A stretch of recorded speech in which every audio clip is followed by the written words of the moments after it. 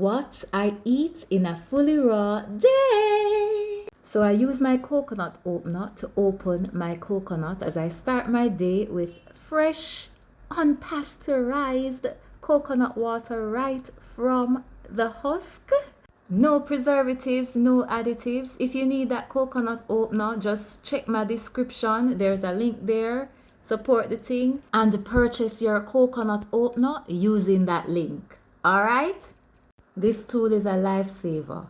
Easy does it once you get the hang of it. So, of course, I drank my sweet coconut water. It's nice, you see, man. Hey, that's why me have to dance. Hey, that's why me have to dance, dance, dance. That's why me have to dance. Hey, hey, hey, hey, hey. Oh, gosh.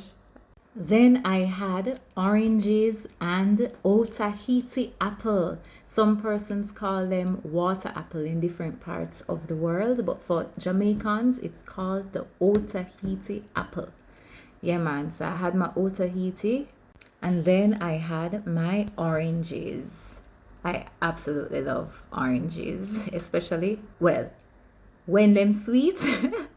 I love oranges when them sweet. And you can tell these were sweet by my reaction. Yeah, yeah, yeah. Go there, Stas. Hey, go there, Stas. Hey, go there, Stas. Hey, go there, go there, go there. Hey. The next thing on the meal agenda were some June plums. Some people call them Jew plum, but we Jamaicans say June plums. I don't even know why we call them June plums. Because to my knowledge, June plum season starts December, not June. Next, I had grapefruit.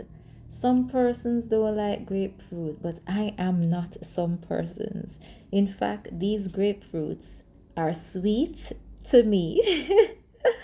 Alright, maybe my definition of sweet is a little bit different, but they are sweet. Next is my Tehuti Yardstyle salad. Yeah.